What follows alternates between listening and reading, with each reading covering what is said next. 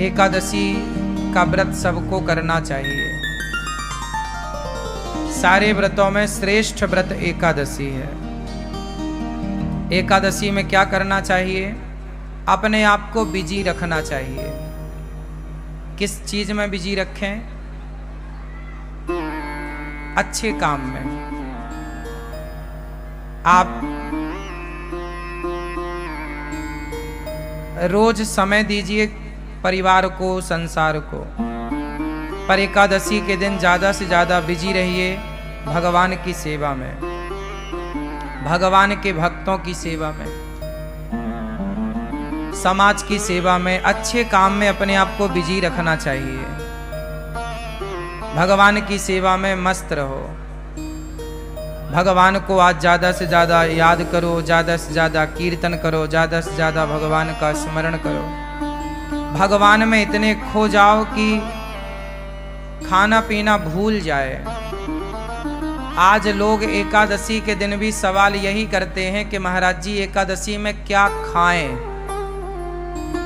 जब खाना ही है तो व्रत करो ही मत।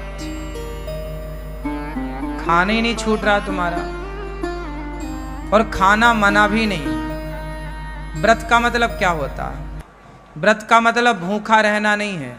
व्रत का मतलब है प्रतिज्ञा। वो तो हम व्रत रहने का मुख्य कारण यह है कि हम अब आज हमने कुछ खाया नहीं। इसका मतलब ये है कि हम भगवान के लिए देखते हैं कि हम क्या क्या कर सकते हैं, कितना हम भगवान को भूखे पेट याद कर सकते हैं।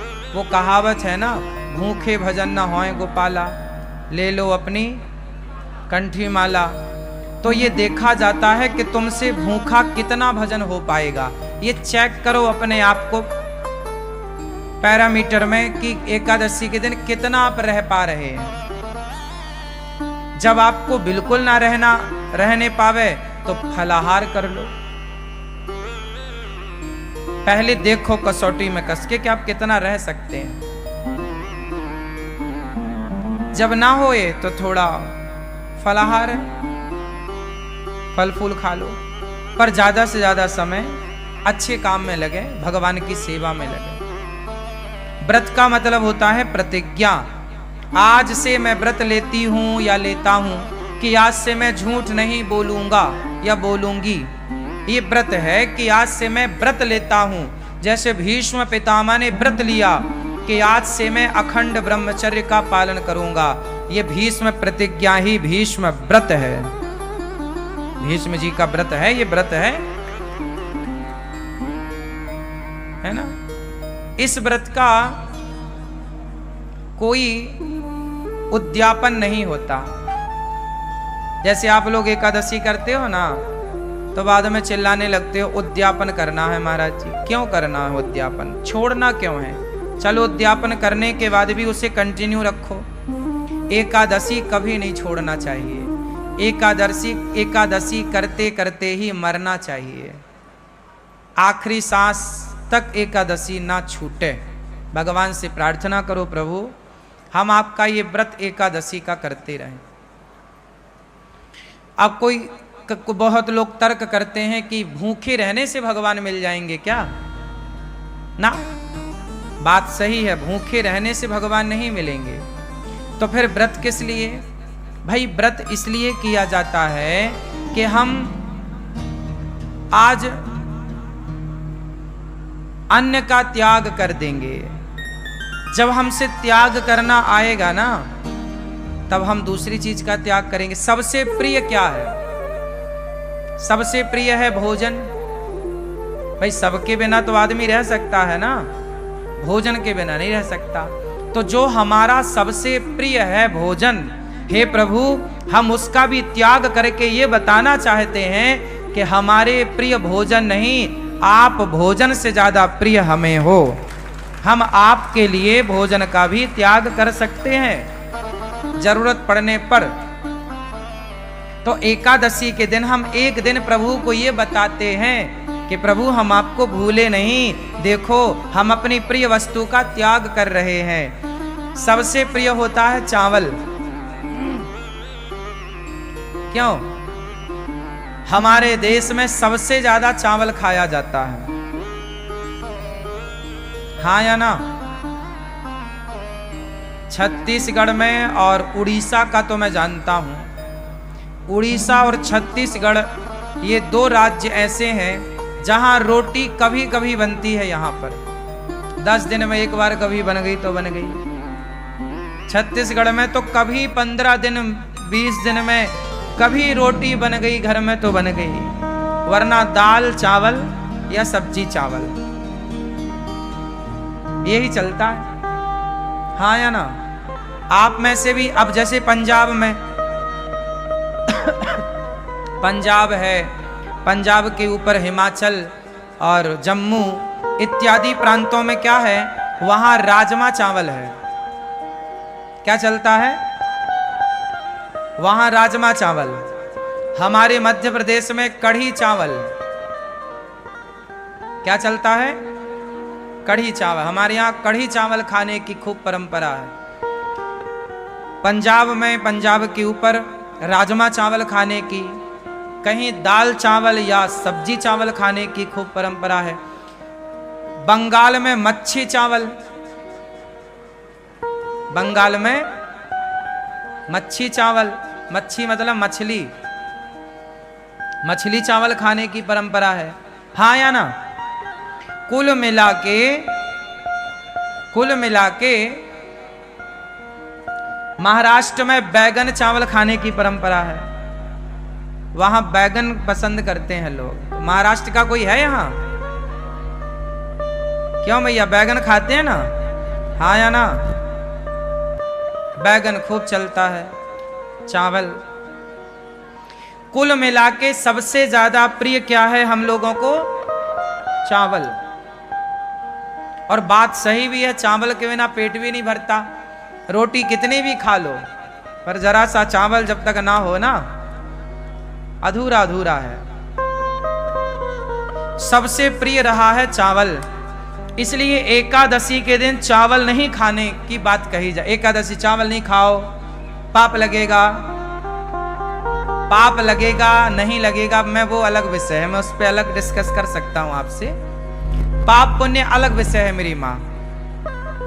लेकिन चावल ना खाने का तात्पर्य मुख्य यह है एकादशी के दिन कि हे प्रभु, हमारा सबसे प्रिय भोजन चावल है, लेकिन आज एकादशी है, आज हम आपके लिए उस प्रिय वस्तु का त्याग करेंगे, क्योंकि उससे ज्यादा प्रिय हमें आप हैं, आपको आगे करते हैं, इसलिए चावल नहीं खाते। अच्छा, चावल ना खाने की दूसरी मान्यता ये है, जैसे आज भी गौरी गोपाल जी की रसोई में चावल नहीं बना। आज के दिन संतों के यहां रसोई नहीं बनती, पता है? आज के दिन संतों के आश्रमों में चूल्हा नहीं जलता, पर गौरी गोपाल आश्रम में जो आपको एकादशी में जैसे फलाहार, वो यहां पे चल रहा है कि भाई एकादशी में भी आप दूर दूर से आते हैं, हमारा धर्म है कि आप का पेट भरा रहे। इस भाव से यहाँ पर एकादशी के दिन भी व्रत वाला सबको बट रहा है। आप लोगों ने भी पाया होगा आज व्रत वाला, पाया कि नहीं?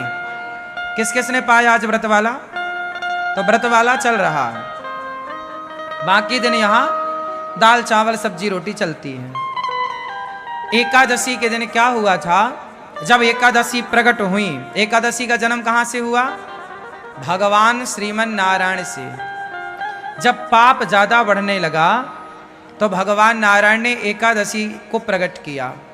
कहा जाओ, एक राक्षस था, उस राक्षस के लिए भगवान ने एकादशी को प्रकट किया।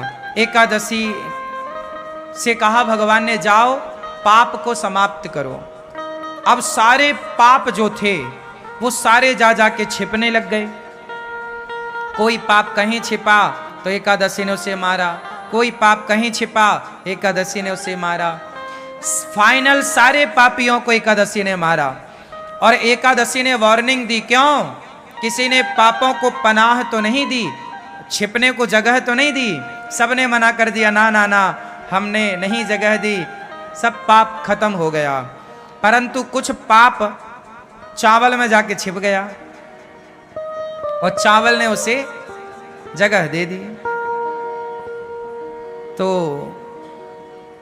एकादशी ने कहा कि सब खत्म पाप? बोले हाँ।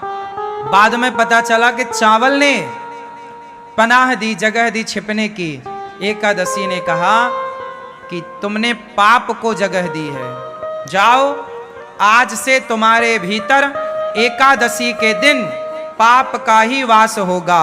समस्त पाप सारे जगह से निकलकर, प्रत्येक प्राणी के पाप निकलकर एकादशी के दिन चावल में समा जाएंगे, और जो एकादशी को चावल खाएगा वो सारे पाप उसके भीतर आ जाएंगे। इसलिए एकादशी के दिन चावल में पाप का वास होता है। जैसे संडे के दिन, रविवार के दिन तुलसी में भगवान श्रीमन नारायण का वास होता है, इसलिए संडे के दिन तुलसी को नहीं तोड़ते, क्योंकि वो अपने पति के संग होती है, इसलिए स्पर्श करके डिस्टर्ब नहीं करते। संडे को तुलसी क्यों नहीं तोड़ते? क्योंकि संडे के दिन तुलसी में भगवान श्रीमन नारायण का, भगवान विष्णु का वास होता है।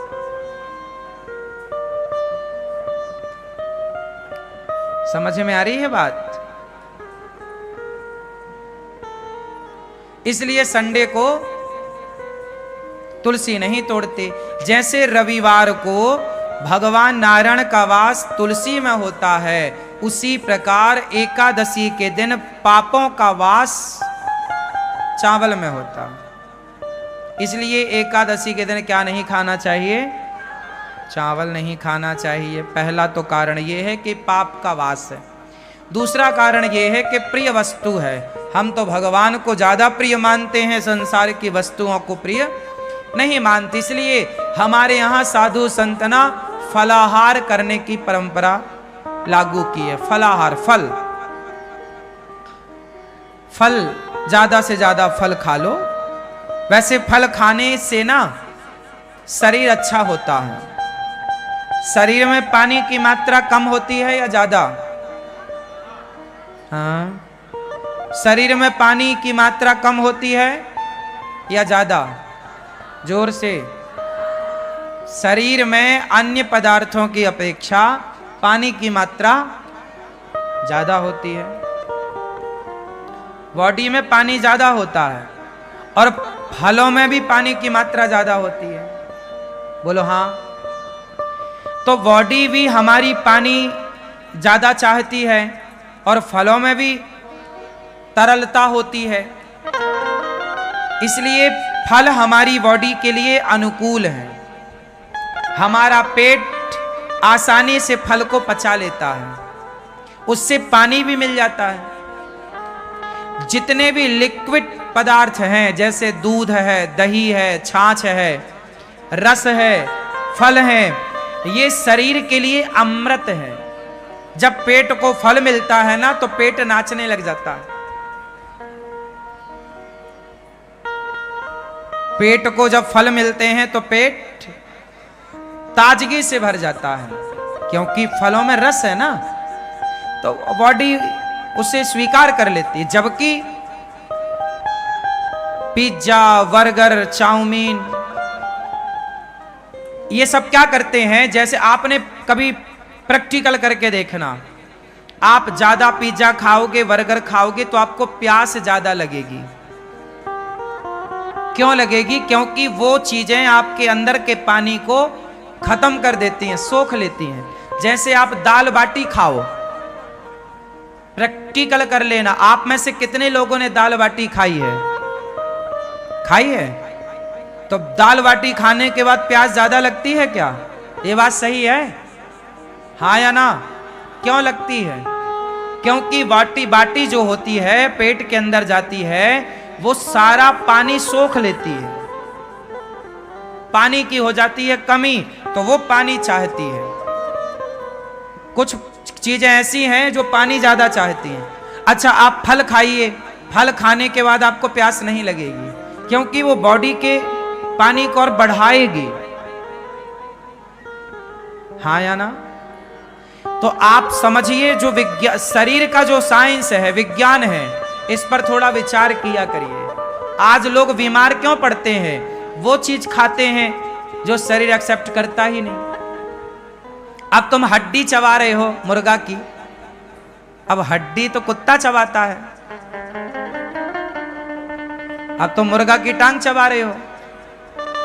तो ये तो सब कुत्तों के आचरण हैं, इंसानों के नहीं है। इसलिए आप लोगों के जीवन में आप लोग समय के पहले बूढ़े हो जाते हैं, समय के पहले आंखों में कम दिखने लग जाता है, समय के पहले बीमारियां आ जाती हैं, समय के पहले बुढ़ापा आ जाता है, समय के पहले कमजोरी आ, इसलिए क्योंकि आपने खान पान गलत किया।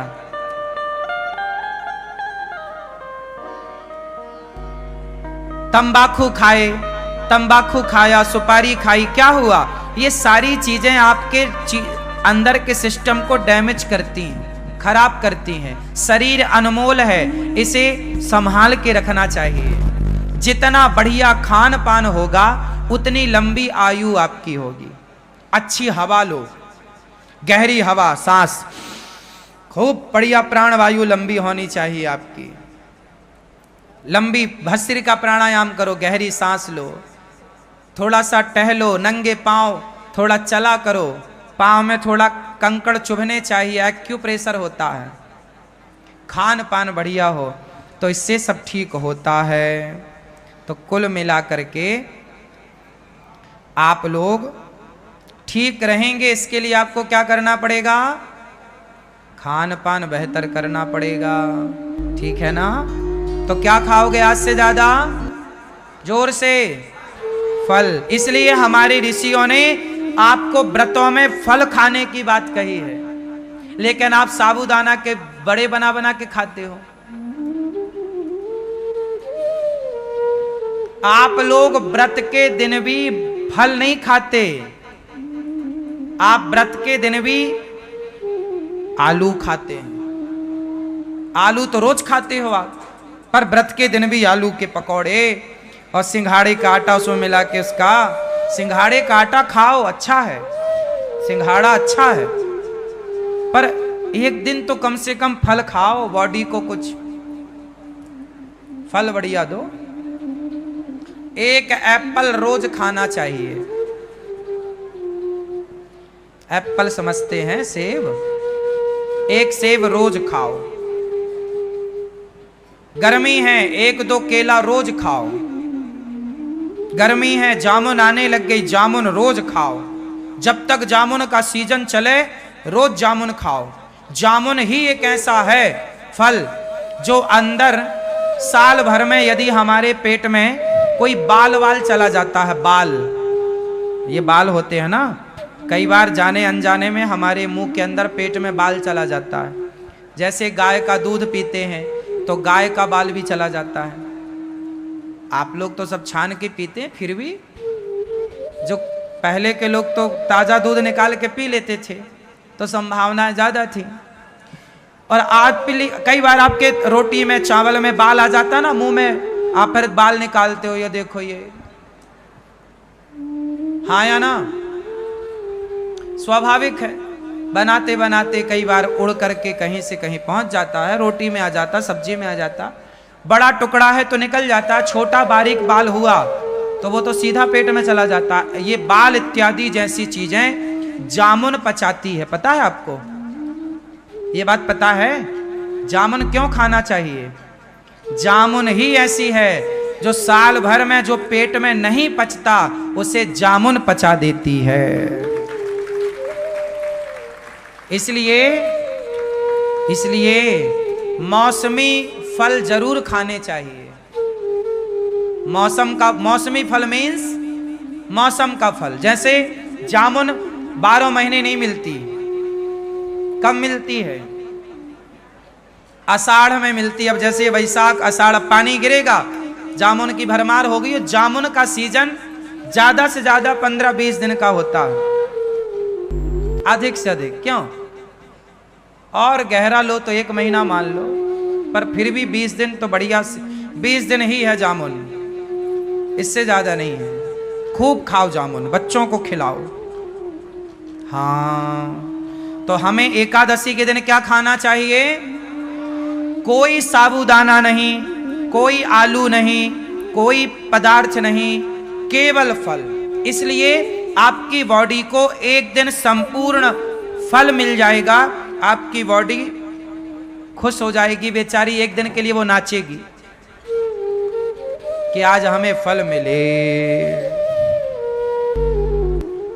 खाने पीने में कंट्रोल, और रोज का नियम बनाओ, सवेरे नाश्ते में पराठा नहीं, सवेरे नाश्ते में पराठा नहीं, क्या? एप्पल, केला, बनाना, या तो सेब खाओ, केला खाओ, चीकू खाओ, क्या क्या आता है बाजार में, बहुत सारी चीजें आती हैं, हमें नाम कम पता होता है। हम खाते तो हैं फल, नाम कम याद रहते हैं। तो आपको लंबा, किसको लंबा स्वस्थ रहना है, लंबा तक स्वस्थ रहना है, किस किस को लंबा स्वस्थ रहना है? भैया आपको नहीं रहना? तुम सवेरे से रोटा खाती हो बना बना के।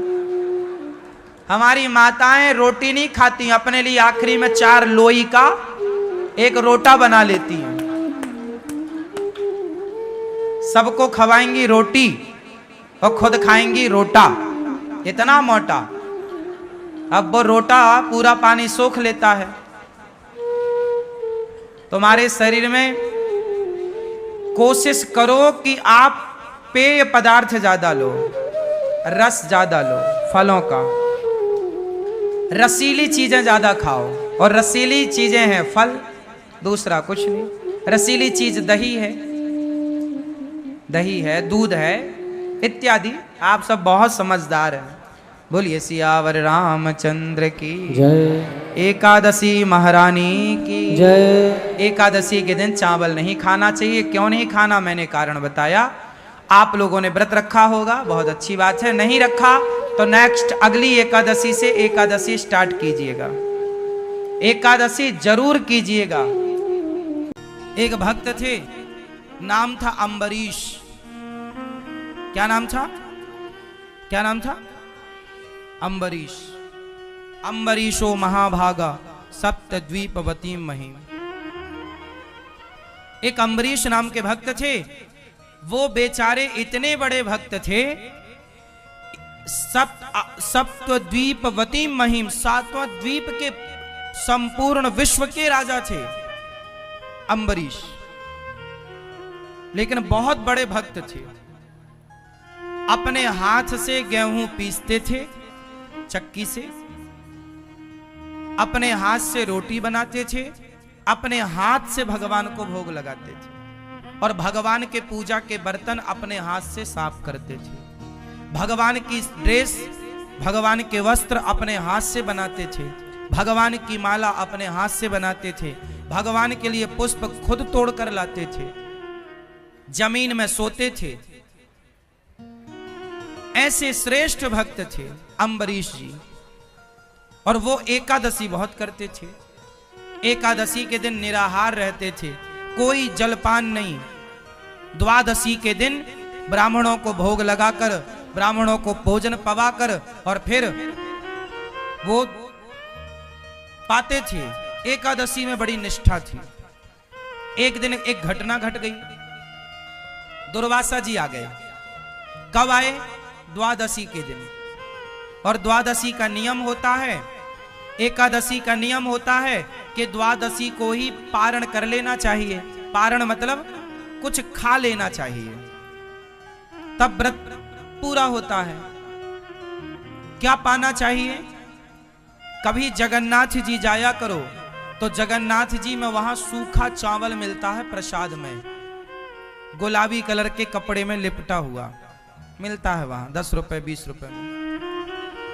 वो जगन्नाथ जी का प्रसाद वहां के भक्त ना सुखा लेते हैं। भात होता ना, भात चावल सुखा लेते हैं, फिर उसको 10 रुपए 20 रुपए में प्रसादी बिकता है, वो ले आया करो।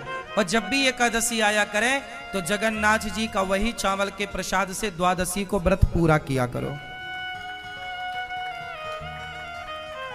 द्वादशी को, एकादशी को चावल नहीं खाना चाहिए, पर द्वादशी को चावल जरूर खाना चाहिए। और कौन सा चावल? इस धरती में सबसे श्रेष्ठ चावल क्या हो सकता है?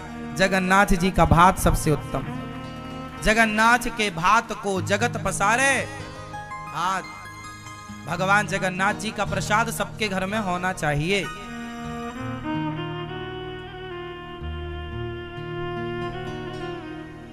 हम तो कहते हैं जगन्नाथ जी का प्रसाद अपने घर में ले आओ और 2-2 दाने रोज खाया करो प्रसाद जगन्नाथ जी। मिलता है ना, आप में से कितने लोग जानते हैं सूखा चावल मिलता जगन्नाथ जी में? हाँ, कभी जाओ तो जगन्नाथ जी से ढेर सारा प्रसाद ले आना, चावल सूखा हुआ। बनाते हैं ना चावल, फिर उसे सुखा लेते हैं धूप में, फिर वो बिकता है। तो दुर्वासा जी द्वादशी के दिन आए। उस समय अम्बरीश ब्राह्मणों को भोजन करा रहे थे और त्रयोदशी लगने वाली थी, मतलब तिथि बदलने वाली थी। अब तिथि बदलने के पहले आपको पारण करना पड़ता है।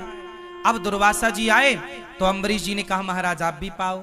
बोले मैं नहा के आता हूं। तो वो नहाने में जरा लेट हो गए दुर्वासा जी। तो अम्बरीश की तिथि निकली जा रही थी। तो अब साधु भूखा पड़ा है घर में, तो कुछ खा तो सकते नहीं, तो उन्होंने भगवान का चरणामृत पीकर अपने व्रत को पारण कर लिया। व्रत का पारण किससे कर लिया? अम्बरीश जी ने चरणामृत पीकर। अब वो चरणामृत पी रहे थे कि सामने से दुर्वासा जी आ गए।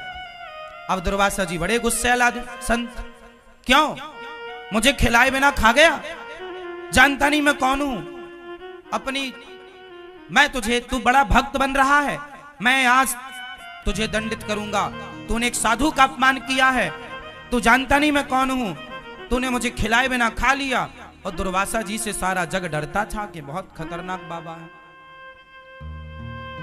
आज बाबा जी का पंगा पड़ गया अम्बरीश जी से, लेकिन अम्बरीश जी तो हाथ जोड़े खड़े हैं, हे महाराज यदि अपराध बना है तो मुझे दंड दीजिए। और अम्बरीश ऐसे भक्त थे कि जब वो अपने हाथ से गेहूं पीसा करते थे तो बगल में भगवान बैठकर उनको हवा किया करते थे अपने पीतांबर से, ऐसे ऐसे। भगवान स्वयं उनके प्रेम में बिक चुके थे। भगवान स्वयं उनके प्रेम में बिक चुके थे। जब जब अम्बरीश भगवान की सेवा करते तो भगवान स्वयं उनकी सेवा करते।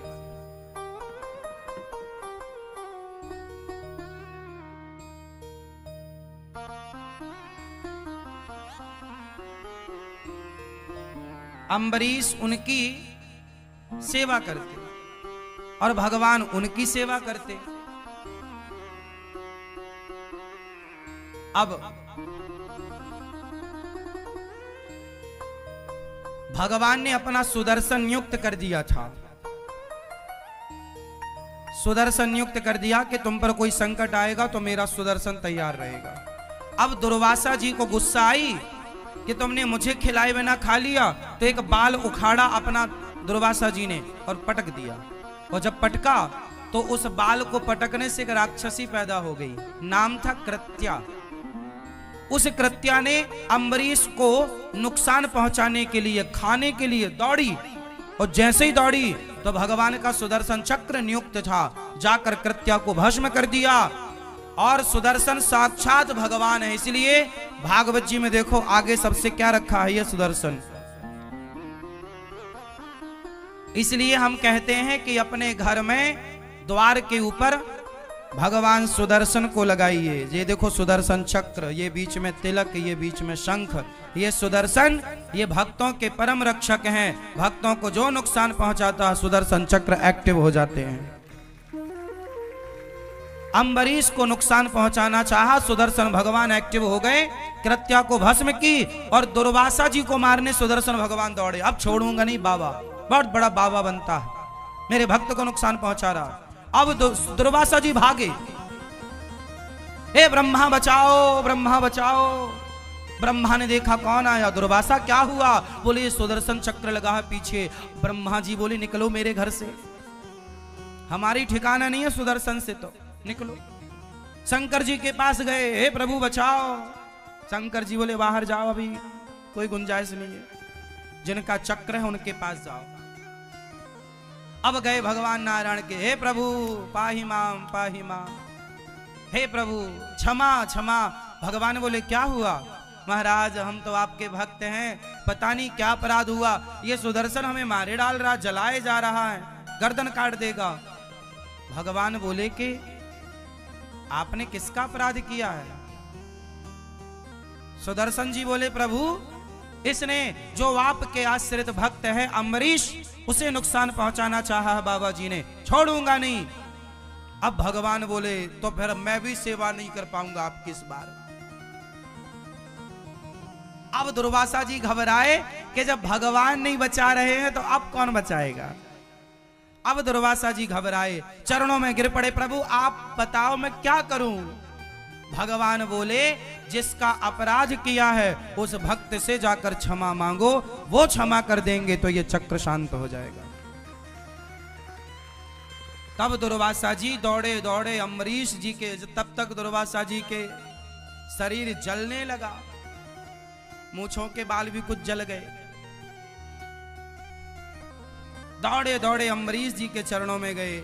अम्बरीश जी ने देखा महाराज आप तो साधु हैं। अम्बरीश जी ने साष्टांग प्रणाम किया दुर्वासा जी को। दुर्वासा जी ने कहा हे अम्बरीश हमें क्षमा करो, हमने भक्त का अपमान किया है, अपराध किया है। तब दुर्वासा जी के लिए अम्बरीश ने सुदर्शन भगवान से प्रार्थना की, हे सुदर्शन भगवान यदि मैं भगवान का अनन्य भाव से चिंतन करता हूं, मैंने भगवान के सिवा अपने हृदय में किसी को स्थान ना दिया हो, मेरे अंदर यदि किसी के प्रति छल कपट ईर्ष्या द्वेष ना हो, तो हे सुदर्शन भगवान आप शांत हो जाइए। सुदर्शन भगवान शांत हो गए और दुर्वासा जी की रक्षा हुई। तब से दुर्वासा जी को समझ में आया कि भक्तों से पंगा लेने का नहीं, भगवान से पंगा लोगे चलेगा, पर भक्तों से जो आप लोग साधुओं का अपमान करते रहते हो ना, अरे वो बाबा जी तो पाखंडी हैं, अरे वो तो ऐसे हैं ना, सच्ची बताओ तुम कितना जानते हो? सुनी सुनाई बातें क्यों? और हमें क्या करना कि कोई कैसा है? भगवान है ना न्याय करने के लिए। रावण के साथ न्याय भगवान ने किया ना, उसे दंड मिला ना उसके किए का। द्रौपदी की साड़ी उतारी थी तो दुशासन ने, दंड मिला। ईश्वर के घर देर है अंधेर नहीं है, तुम अपराधी मत बनो। इसलिए कबीरदास जी ने कहा है ना काहू से दोस्ती, ना काहू से, ना तो हमें किसी की निंदा चुगली करना, ना तो हमें किसी की प्रशंसा करना। अच्छा कहना है तो भगवान को और बुरा कहना है तो खुद को। हम बुरे हैं, बुरा जो देखन मैं चला। बुराई करनी है तो खुद की करो, बुराई देखनी है खुद की देखो और अपने को बेहतर बनाओ, अपराध नहीं। और हमारे देश में 99% लोग यही करते हैं दिन भर कि वो ऐसे हैं, वो वैसे, वो पाखंडी। तुम्हारी पड़ोसन रोज वृंदावन आने लग जाए, तुम्हारी पड़ोसन महीने में हर महीने वृंदावन आने लग जाए, माला जपने लग जाए, तुलसी पहनने लग जाए, तो पड़ोसन बोलती है पाखंडन है, बड़ी पाखंड रच रही है। हाँ तो वृंदावन आ रही है, तुलसी पहन रही है, कृष्ण कृष्ण जप रही है, तो तुम पाखंड कह रही हो, है ना? और तुम जो रोज किट्टी पार्टी करती हो, लूडो खेलती हो मोबाइल में, ये सही है? तुम कौन होते हो किसी को पाखंडी कहने वाले? हो सकता है उसका भाव सच्चा हो, वो भगवान से सच्चा प्रेम, और झूठा भी हो तो वृंदावन तो आ रही है, कौन से बियर बार जा रही है, कौन सा क्लब में जा रही है? वृंदावन तो आ रही है। तुलसी की माला ही तो पहन रखा है उसने, कौन सा अपराध कर रखा है? राम राम ही तो बोल रही है, कृष्ण कृष्ण ही तो बोल रही है, राधे राधे ही तो बोल रही है, क्या गुनाह क्या कर रही है? तुम्हें तो बस बोलना है, मुंह फट्ट हो, कुछ भी बोलना है। भगवान मेंढक बनाएंगे तुम्हें अगले जन्म में, टर टर करती रहना, फिर बहुत टर टर करती हो। कुछ भी क्यों बोलना है?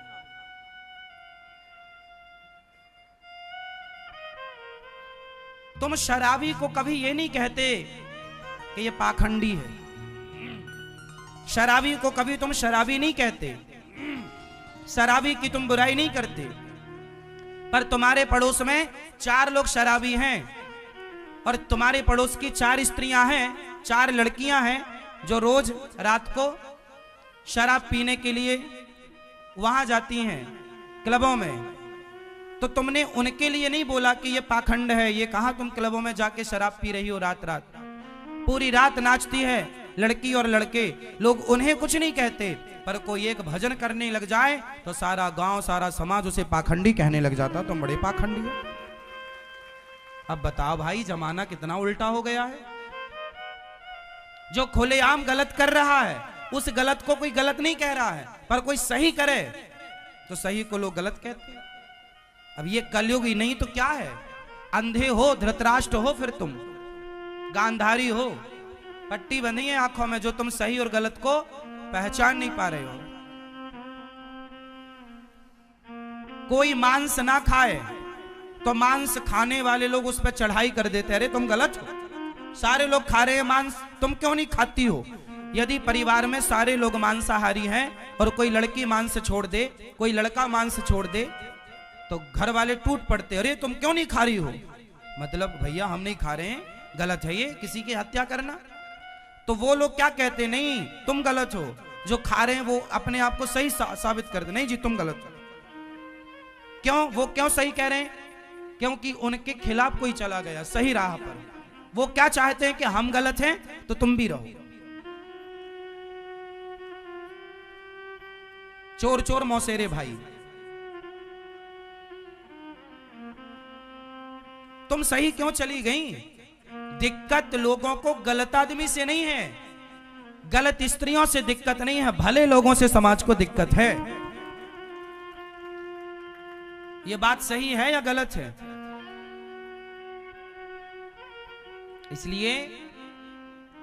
इसलिए दुर्वासा जी ने किसका अपराध किया? जोर से भगवान का या भक्त का? तो आप लोग भी, यदि कोई वृंदावन से जुड़ी स्त्री है, कोई वृंदावन से जुड़ा पुरुष है, और यदि वो वृंदावन के प्रति श्रद्धा रखता है, भगवान कृष्ण राधा रानी के प्रति श्रद्धा रखता है, और यदि आपने उसे पाखंडी कह दिया तो तुम्हारे सारे पुण्य उसके पास आ जाएंगे और उसके सारे पाप ट्रांसफर कर देंगे कि तू पाप भोग भैया।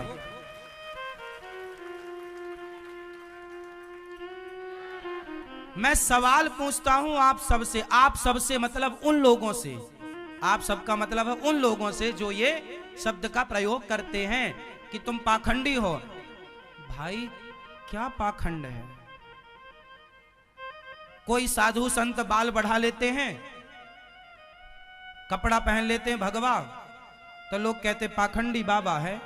अरे भाई, भले पाखंड से ही सही वो राम राम तो जप रहा है।